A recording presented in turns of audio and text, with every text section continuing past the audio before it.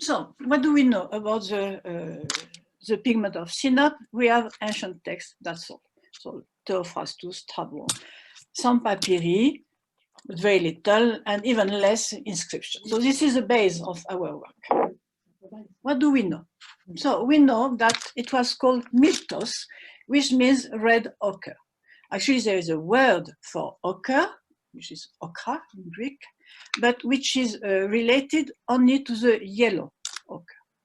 So we know that it was found in Cappadocia, and then it was going to Sinop in order to be exported, to be traded. So processed in Cappadocia, carried to Sinop. This is why it was called the pigment, the red pigment of Sinop.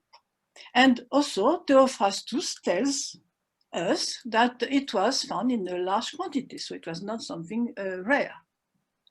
If we look Pliny, we see that he calls this pigment rubrica, but now it's a bit more complicated. He knows that the Sinopis, the pigment of Sinop, I mean, a pigment was coming from through Sinop, but in fact, he used the same word, Sinopis, for all the pigments, all the red ochre, which were of a good quality, not specifically the one of Sinop. And if he wanted to mention the one of Sinop, when I say Sinop, I'm coming from Cappadocia to Sinop, then he was writing Sinopis Pontica, the Sinopis from Pontus. Because as a matter of fact, there are some different red ochre of a good quality, and Pliny and other writers tell us that they are from Egypt, Spain, Africa, but also Lemnos and Chios, which are around, I mean, our area. And then,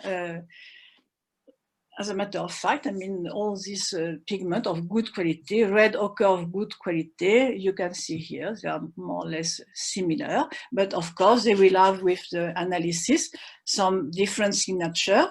And we actually, some work is going on, some analysis are going on the, red ochre of Kea, like the island, and the red ochre of Lemnos. And actually, the work that we are doing with Haken is a third part, let's say, of this research. So let us look briefly at the description, and actually it corresponds with the Yosha that you have on the right.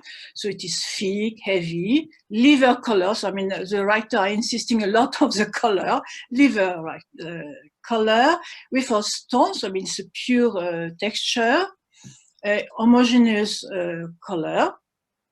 And he says also, Pliny says that the outside is spotted. So here, this is a stone of today. I mean, the stone that before grinding the pigment. And actually, yes, it's not a regular color. So what do we know now for the quarries in Cappadocia? So of course here, I mean, I should have been again to Cappadocia, but obviously it was impossible. So from the text, they tell us that it is found, the quarry are in caves, speculis, and also Theophrastus tells that it was very dangerous, that the people working on the workers in the cave were suffocating. Then an interpretation has been done that it was because the red pigment, in fact, was cinnabar, which is a toxic mineral. But in fact, this has to be double checked, but there is no cinnabar in Cappadocia. So in fact, this is not a problem for our hypothesis that the Yosha is the red of Sinop. And then we have at least some proof, let's say, the miltos of the island of Chios. Here you have some views, and they are really caves. So in fact, while they were suffocating, then probably because these caves were narrow and also it was no security work at that time. And we know that a lot of accidents were happening in the mines. So probably this is the reason why Theophrastus said that it was dangerous to work. Okay, next question. How this red ochre was going to Sinop from Cappadocia. And we have actually an important text from Strabon. He says the Miltos was exported to Sinop by traders, but until the Ephesian trade became accessible to these regions, which means until the road of Ephesus came inside the inner plateau. So let us first look the road to Sinop. So in fact, it corresponds to the Pompeii road, which you have here. I mean, this is a west-east axe trunk way in Anatolia. And it is known through the cities that Pompey created, settled. But in fact, this road was probably existing before. So you have the road here.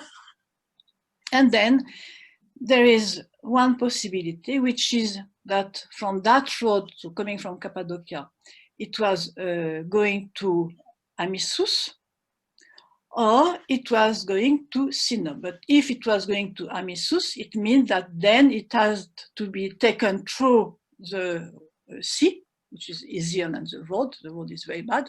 So to go through the sea up to Sinop. Or we have a road here, which is starting at that level, and some milestones has been found proving that a road was existing. However, not very easy as a road, because, sorry, I have the problem with my screen. So not very easy, because you have the mountains, I mean the so-called Baltic mountains. So then it was a pass, I mean it was a way to go through this mountain, and it is a place where in fact now there is a tunnel. So it is height is 1,350 meters. And if, in fact, I mean, if you look, this is a modern map, the road going to Sinop through the mountain with, here you have the Dranas pass. In fact, the modern road is the same as the ancient road. Not to forget that there is one more way, which is a river.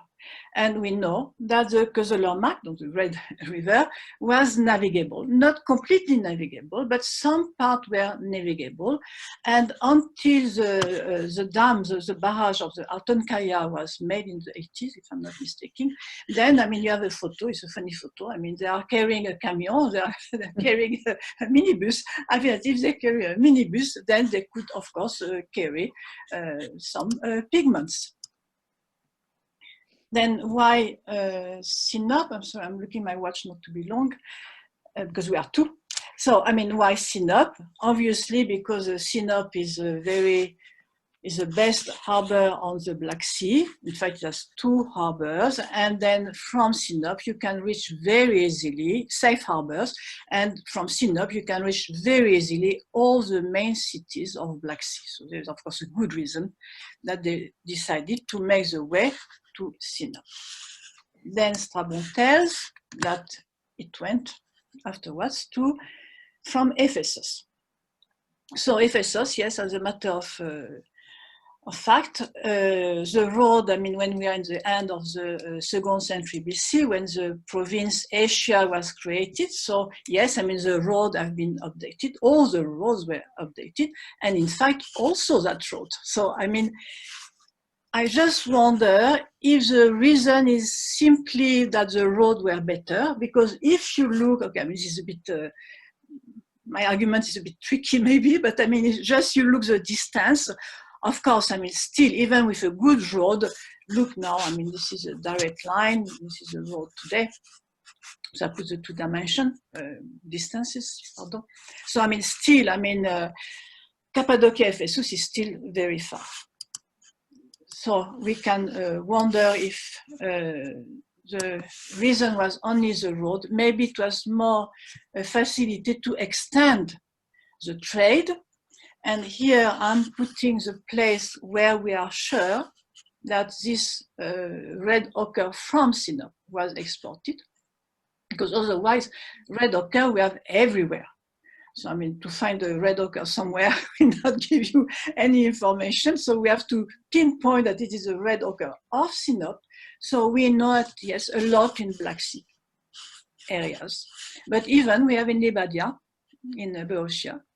And then I suspect that in fact the reason, I mean, I suspect, yes, I mean, the reason will be a commercial reason, but of course I don't think that we should conclude that the trade was not going from Sinope at all. I mean, probably then, I mean, they diversify the road. One road was going to Ephesus because it was much easier. And then it could go to Aegean Sea, Mediterranean, and so on. And one road, of course, I mean, they were continuing to supply the Black Sea. So this difficult road as well, I would like just simply to comment, all depends, okay, the road to Sinope is difficult, all depends on the quantities they were carrying. So there is a chance that it was a trade, they were not trading only pigment, but we know that Cappadocia was very fond of salted fish. So then we can imagine, but I have no proof, that they were exporting the pigment from Cappadocia, maybe the salt, because they had salt in Cappadocia. They were exported to Sinope, and then from Sinope they were coming back with amphoras and salted fish. But this is just an hypothesis. So, how these amphoras were exported? Pardon, how this miltos, this red ochre was exported. So, in amphoras, probably, but certainly not only in amphoras, but we have some examples. So, I mean, this is with the courtesy of Marc Claval, I got these photos. So these are amphoras and the miltos, there is a red ochre inside. However, we should make some analysis because we don't know if this red ochre was the one from Sinope or the one from Chios, for example. Doesn't matter. At least we know how it was carried. And we have here an example. And by the way, I should say that these amphoras were already broken in the Antiquité, and probably they are interpreted by Marc Claval as paint pots. So in fact, they had probably this red ochre inside, but then it was broken and it was used like a painting pot, I mean, in order to paint. So now let us look. This Sinope is why it was so famous. I mean, this pigment from Cappadocia. So we have to look Pliny. He says it was a dark color. You know, he has the opposition of Styrie, Floridi, dark and bright. So it was a dark color, but it was giving a glow, a splendor. And however, it was less bright than cinnabar or minium, and the minium was from Ephesus. So I tried, but of course, I mean, on screen is not very good. I tried to show the differences. So here, this is our Sinopis, and then you have the Minibar Medium Vermilion. So yes, I mean, there is a difference. And then this is why, because it was less bright, it was chosen in order to make monochromata, monochrome painting, in at least the Latin, in the Roman period, at least. We know also how it was used in an artistic way. So it was used for the famous tetrachromy, 4 colors. So the red was the red ochre, but the red ochre from Sinope, sorry, I have a problem with this screen. The red ochre from Sinope was used by the big painter like Apelles, Etienne, and so on. So Pliny says that it was using the red ochre from Sinope, specifically to be a part of one color of the tetrachromy. So Pliny tells us also that it was used for wall painting, panels. However, now we are not sure it speaks of the one of Sinope or another one, and also for the base of the panel. And of course, I mean, this is a description of Pliny, and Pliny could see these paintings. Then it was also used for under sketch. So this marble piece from Herculaneum, famous one, was first interpreted as a monochrome painting. However, through analysis, it has been understood that it was painted with colors, but at least it shows that it was used, the red was used as under sketch. And then, in fact, this under sketch, red ochre under sketch, was already used in the Bronze Age. We have examples in Terra, for example, and through the different periods.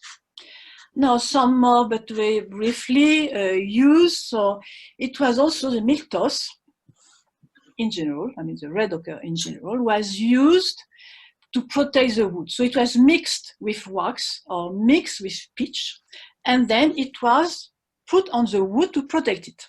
And this is probably the reason why in Homer we have this famous poetic expression, you know, and Herodotus as well, that the boat has a vermilion cheeks. So I mean, in fact, I put a painting from Terra here. So yes, I mean, some both are red cheeks. I mean, the body was red, but for the reason, it was a very detailed study has been done, probably for this reason. And it was used, a bit brief, in architecture, but last but not least, it was used in alchemy, and you can make gold with red ochre. So even I put the recipe here, if you are tempted. And then lastly, you have also some dyes. In one of the papyrus, we have two papyri. So the papyrus of Stockholm says that you could get a fine, deep red purple. Okay, so then to finish, what happened to our red pigment? Because as I said at the beginning, it was lost. Well, after 3 minutes, it was lost. So this is why I put in Turkish, I mean, Miltos of Sinope, yok oldu. So, I mean, it just disappeared. How do we know that? I mean, for example, Isidore of Seville, who did a big encyclopedia, he mixed already the things. I mean, he speaks of a red ochre called Sinopis from Sinope, and then there's a red earth, Rubrica, from Pontus. So this doesn't work. However, thanks to this, the name Sinopis stays. So it shows that there is a famous, a good red ochre, which is called Sinopis. And because Isidore of Seville will be a reference during Middle Age and Renaissance period, then probably this is how the name was kept. And then a name came in Italian, so it was also called in Italian Sinopis or Sinopia. Then we are not in Latin, we are in Italian. There is no Sinopian in Latin. And lastly, we have the painter Cennino Cennini, and then he speaks of the color Sinopia. No, I mean, we are in Italy, so there is a Sinopia, which is very good for fresco. But he said, I discovered Sinopia. So he found Sinopia in Sienne, I mean, it's Tuscany, which means that, of course, I mean, the real origin of this pigment was lost. And it has given, it's interesting, because under sketch were made with a red ochre, so it has been called, the under sketch were called also during the Middle Age and Renaissance, they were called Sinopia.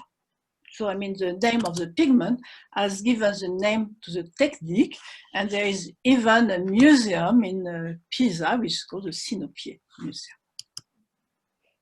How was used in Renaissance this specific good red ochre. Well, to make the flesh. Dominique, we're getting to 20 minutes. Yeah. Oh, I'm finishing because I'm sorry, I mixed the time. So I'm finishing. So then it was used to make the flesh color, and then the flesh pigment, and it was the same. It was already the case with Theophrastus in the Greek period. So then this will be my last slide. I will not show or if I have 1 minute, no, because we are two, so I will just finish it here. So we can say with a study of Merrifield, she said that the natural red pigment, in fact, which is called Synopia, is the same as the Rubrica, the Cinnabrese, whatever. In fact, all of them are the same pigment, and these pigments are hematite, which now is going to tell you, is going to prove Aachen. So thank you, and I'm sorry, I thought that I was on time, but I was too long. Sorry about that.